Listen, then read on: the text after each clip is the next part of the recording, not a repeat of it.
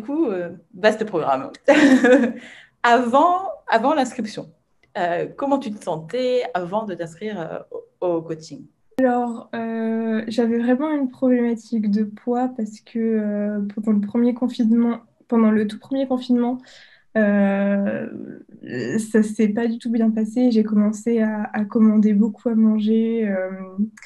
À limite, je commandais deux pizzas et limite à la fin, je les mangeais presque les deux, soit le soir et après le matin. Après, je commandais genre des burgers en double. Et du coup, il y a eu un moment où j'ai commencé à le faire presque tous les jours et j'arrivais pas à faire autrement. Et du coup, j'ai pris, je pense, 10-12 kilos, peut-être en les 3 mois de confinement. Voilà. Et donc là, c'est là que je me suis dit vraiment, enfin, déjà, j'avais toujours eu une problématique avec la nourriture et j'avais toujours eu un problème avec l'image de moi et mon poids. Mais alors là, je me suis dit, mais c'est une catastrophe, c'est encore pire enfin, c'est pire que jamais. Et je reconnaissais plus mon corps, c'était catastrophique. J'étais pas bien du tout. En plus, arrivé en janvier, je faisais le bilan de l'année en cours, enfin de l'année passée. J'avais passé une année super bien jusqu'au Covid, où j'avais vraiment, je m'étais super bien amusée, j'avais fait plein de rencontres, j'avais fait plein de trucs chouettes. Et puis à côté de ça, ça allait plus parce qu'il y avait le confinement, il y avait le Covid. Quand j'étais toute seule, ça allait pas du tout et c'était compliqué.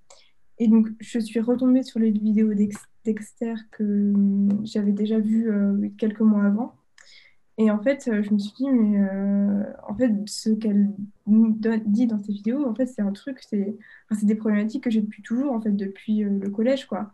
Genre, et je me suis dit, mais vraiment, le Covid, ça a juste révélé quelque chose qui était déjà là. Sauf qu'avant, comme je sortais souvent, ça se voyait pas, en fait, parce que quand j'étais avec mes amis, je pensais pas au fait que j'allais manger. Donc voilà. Euh, mais c'était toujours vraiment, je pense, c'est manger pour cacher, pour fuir des émotions que je voulais pas vivre. Et après réflexion, je me suis dit qu'en fait, comme j'avais eu des moments pas faciles, j'acceptais pas les moments où j'allais pas bien en mode il faut pas, genre, mais non, je vais très bien, tout va très bien dans ma vie, je suis très bien, je vais très bien. Enfin, en gros, tu vas pas bien là, mais en fait, c'est pas grave parce que tu vas bien de manière générale. Et en fait, je laissais pas la place. Donc, je pense que ça explique un peu. Voilà, donc j'arrive début d'année, je fais mon bilan, je me dis non, ça va pas, je me sens vraiment pas bien dans mon corps et dans mes pensées. Enfin, quand je suis toute seule chez moi, c'est catastrophique. Et là, je suis tombée sur le coaching d'Esther où elle dit vous pouvez prendre un rendez-vous. Et je fais bon, j'avais lu d'autres trucs sur les cerveaux et compagnie et sur j'avais lu le bouquin de Mel Robbins sur la méthode des 5 secondes et je fais bon allez, je m'inscris, je réfléchis pas, 5 secondes, je m'inscris sur le rendez-vous. Mais j'avais pas réalisé que ça coûterait cher. Du coup, je m'inscris, je regarde le truc et puis je vois le prix, je fais non, je peux pas. Je peux pas, c'est trop. J'ai à peine ça comme économie, j'ai mis plusieurs mois à le faire. J'ai d'autres projets, j'ai mon prêt étudiant, je peux pas. Et vraiment, je me suis dit, limite, je garde ça en tête et je le ferai plus tard. Mais je me suis dit, je le fais quand même. Donc, je vais quand même participer à l'appel. Donc, je participe à l'appel et là, je me dis, mais non, mais en fait, c'est exactement ce qu'il me faut. Ça répond à toutes mes problématiques. Je suis une boule d'émotions, je me prends tout le temps la tête sur plein de sujets autres que la bouffe, mais c'est clairement, il y a un truc à creuser et je pense vraiment que, ils peuvent m'aider. Et en fait, ce qui m'a convaincue, c'est aussi de voir des témoignages d'autres filles qui disaient des trucs et ça me parlait. Je me dis, mais oui, mais enfin, moi aussi, ça m'arrive de penser comme ça. Ou Esther, je crois que c'est le truc qu'elle avait dit, c'était le fait de manger plein de pain au chocolat, un truc comme ça. Et je me dis, mais ça, c'est des trucs que je fais aussi. Enfin, et du coup, je me dis, bah, ouais, il y a un moment donné, j'avais pris ma décision, je dis tant pis, je le fais. Et je me suis trouvé une excuse du type, j'ai mon budget que je fais tous les mois depuis des années. Et en fait, je me suis amusée à regarder, parce que, bon, comme j'étais un peu à me taper dessus, je mettais partout fast-food pour dire que j'avais mangé fast-food. Et du coup, j'ai fait les filtres pour voir combien ça m'avait coûté d'argent. Et là, je me suis dit, ah ouais, quand même. Et je me suis dit, mais en 1 an ou 2 ans, limite le prix du coaching, mais je peux les faire facile. Et du coup, je me suis dit, non, mais en fait, là, t'as plus d'excuses. L'argent, tu vas dépenser beaucoup d'argent là, mais en fait, tu vas le gagner plus tard parce que tu vas pas redépenser autant d'argent pour la nourriture. Et là, je me suis dit, bon, allez, je m'inscris et voilà. Et puis, voilà. Et je regrette pas du tout. Et du coup, voilà où j'en étais. J'étais vraiment en mode, quand j'étais toute seule, c'était catastrophique. Et du coup, je faisais que manger. Et j'arrivais plus à me sortir de ce cercle, en fait, de manger. Et ça montait crescendo. Mm. Mais c'est fou, là, ce qui s'est passé pour toi, de te dire, ben attends, ok, c'est cher, mais on fait quand même l'appel. Donc, tu t'es quand même donné la Ouais. possibilité de faire l'appel, même si tu savais que ce n'était peut-être pas pour maintenant. Et après, d'avoir observé que, ben, en fait, oui, c'est un montant, mais au final, ce que tu dépenses, ça Mm. sera autant de gagner pour plus tard, quoi. Donc, waouh, ouais, moi, je suis Bah ouais, mais admirative ça de. m'a. En fait, c'est quand j'ai vraiment fait la somme et je me suis dit, mais je crois que depuis le premier confinement, on était en février, mais je crois que j'avais dépensé 1000 ou 2000 euros de nourriture, quoi, de fast-food, de trucs à commander. Et j'étais, mais c'est des trucs évitables en fait. Et j'étais, mais la somme, elle était là. J'avais dépensé autant d'argent que ça, en fait. Et là, du coup, ça Hmm. m'a totalement convaincue. Le soir même, je prenais mes économies, je les envoyais et puis je paye et j'y vais, quoi. Let's go.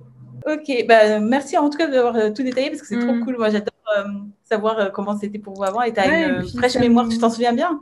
ça me fait bizarre d'en reparler parce que je me souviens de mon tout premier appel avec Hortense où je l'avais raconté et j'étais pas du tout. J'étais en mode, oh, mais je serais pas capable de perdre du poids, mais je suis comme. Enfin, bref, c'était genre, j'étais vraiment pas bien en fait. Et puis bah, là, je vois tout le chemin et je me dis, ouais, je suis plus du tout cette fille-là, quoi. C'est fini, quoi. Hmm. Bah, Et ça me justement, fait. explique-moi le chemin. Comment ça a été pour toi? Du coup, le coaching, donc au départ, j'ai démarré. J'étais très motivée. Alors pour le coup, même avant que ça démarre, j'étais déjà en train de regarder les replays. J'étais déjà en train de regarder est-ce qu'il n'y a pas des pistes pour voir qu'est-ce que c'est la routine, pour essayer de trouver l'outil pour le faire à bon. Mais j'étais vraiment déter, quoi. Et là, pendant les premiers mois, ça m'a vraiment guidée. J'étais très régulière sur les outils, je faisais vraiment tout correctement, dans l'ordre. Vraiment, genre, j'avais vraiment compris que c'était là la solution, du coup j'y allais à fond.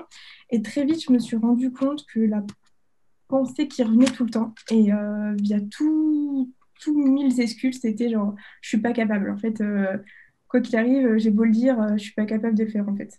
Et le fait aussi que je me tapais tout le temps dessus. Genre, à un moment donné, j'avais perdu du poids et j'étais en mode, mais non, mais c'est pas à cause de moi, c'est parce que j'ai suivi ma routine, hein. C'est, voilà, en fait, j'arrivais pas à m'inclure dans mes succès. Je me disais tout le temps que j'étais pas capable. Je me rendais compte que je me disais H24 dans la journée que j'étais nulle, que j'étais pas assez bien, que les autres étaient mieux que moi. Et le jeûne intermittent s'est bien passé. Euh, mais je tamponnais encore à côté. Tout. Ah, c'est plus difficile de refaire le parcours de qu'est-ce qui s'est passé. Vraiment, ce qui m'a marqué, c'est le fait de penser tout le temps que j'étais pas capable et de pas m'inclure dans mes succès. Vraiment, quand je perdais du poids, je me disais pas que c'était à cause de moi. À un moment donné, je me prenais la tête aussi parce que, enfin, en gros, je voulais cuisiner. Enfin, mon objectif, c'était de cuisiner tous les jours. Sauf que ça me sortait tellement de ma zone ça me mettait tellement dans ma zone de panique. Et en fait, aujourd'hui, je cuisine toujours pas. Je cuisine toujours pas. Et en fait, c'était un problème parce que du coup, j'étais, mais non, si je veux manger, si je veux perdre du poids, si je veux faire des trucs sains, il faut que je cuisine, il faut que je cuisine, il faut que je cuisine. Du coup, ça me stressait. Et ça me donnait une raison de me dire, mais regarde, t'es pas capable, t'arrives pas à cuisiner, vas-y, c'est une catastrophe. Du coup, je suis souvent arrivée en coaching avec ce type de pensée du type, il faut que je fasse ça et finalement, j'y arrive pas, du coup, je suis pas capable, du coup, je me tape dessus. Il y a eu une période où ça s'est super bien passé. Après, il y a eu le nouveau confinement. Oh, ah oui. Oui, parce qu'après, il y a eu un autre confinement, le troisième confinement en France. Alors là, mes problématiques, c'était plus la bouffe. Enfin, si, c'était le télétravail. Et donc, le télétravail qui me donnait envie de tamponner à fond. Donc là, ça a été genre pendant des mois et des mois, enfin, pendant 2 mois, ça a été ça. Tous mes coachings, ça y allait. Et donc, c'était très compliqué. Mais en même temps, j'alternais entre j'apprends, je fais des tampons, j'apprends, je fais des tampons. Et à un moment donné, je pense que là, je me rends compte qu'il y a un truc qui est changé parce qu'en fait, il y a des moments, je me suis mise à aller courir en fait. Parce que je me dis, je ne veux pas tamponner sur la bouffe. Et je pense qu'en fait, à la place, je tamponnais en allant courir.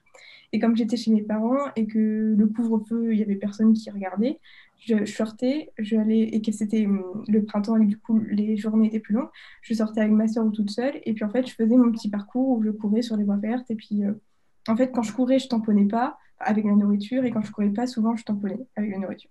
Et du coup, je pense qu'en fait, c'est au début, enfin, ça m'a apporté du bien parce que j'étais contente de voir que je m'améliorais dans la course. Mais en même temps, je pense que c'était aussi des tampons parce qu'en fait, je mettais, en gros, dans ma tête, je me disais, au lieu de prendre la dopamine, je prends de l'endorphine, quoi. Genre, voilà.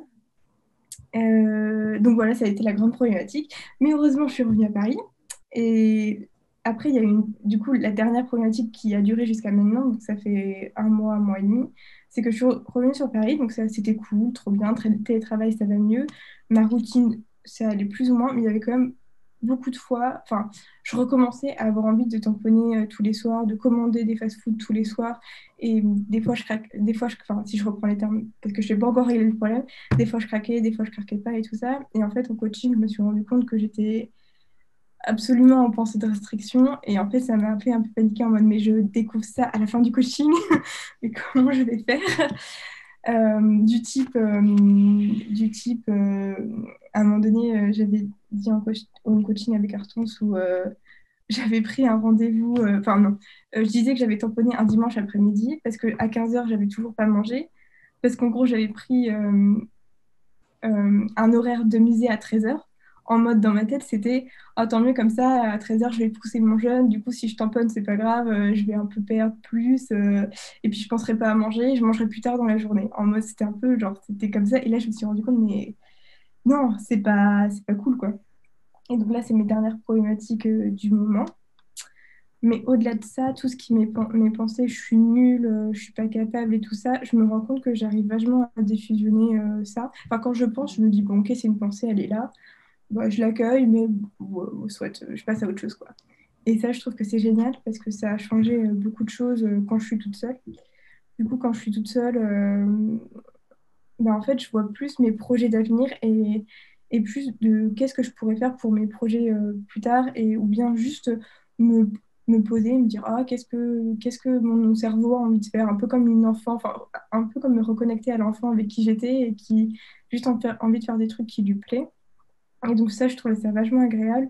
J'avais l'impression d'être à nouveau libre en fait et de respirer à nouveau quand j'étais toute seule, quelque chose qui m'arrivait jamais avant le coaching. Et donc, voilà, donc au-delà des problématiques qui sont toujours là sur les restrictions et compagnie, je me sens beaucoup plus libre. Euh, je sais que si j'ai des projets, ben, même si ça fait peur, je vais aller jusqu'au bout. J'ai pris ma décision. Et donc là, on va faire un truc que j'aime bien faire. Je reprends ton questionnaire de suivi, le tout premier, et on va comparer avec aujourd'hui. Alors, déjà, quel est ton poids actuel? Le poids, tu étais à 84. Aujourd'hui, tu as écrit 68,15.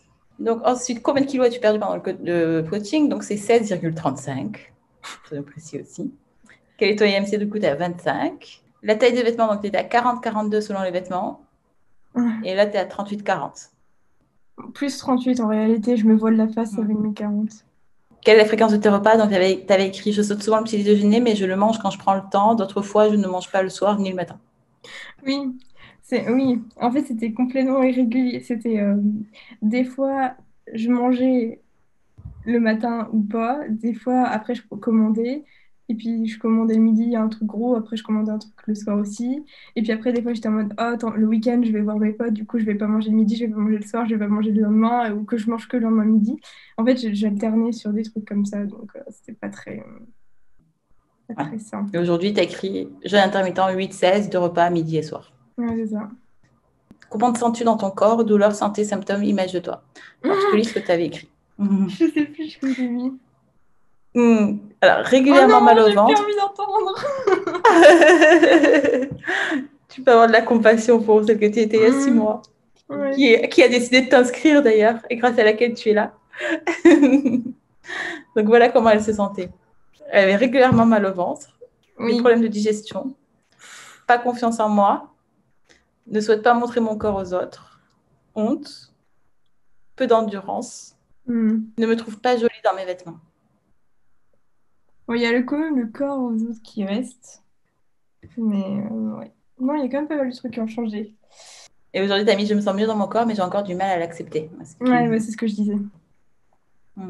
Tu vois le chemin à prendre. Bah oui, parce que l'endurance, finalement, je recommence à courir, je me sens bien dans mes vêtements, j'ai plus confiance en moi.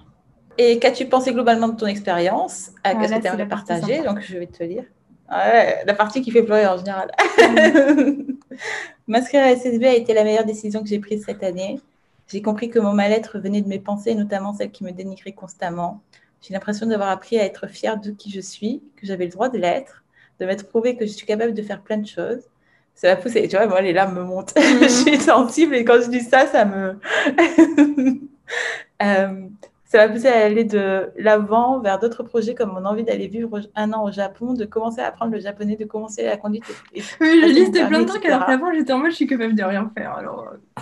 Ouais, des choses simples mais que je repoussais sans cesse car dès que j'étais seule, j'avais un brouhaha monstre. J'ai repris de la liberté dans mon espace mental lorsque je suis seule et ça laisse de la place à plein de temps et d'idées. Concernant la nourriture, j'ai encore beaucoup de travail à faire mais je me sens plus sereine et je sais quels outils je peux utiliser.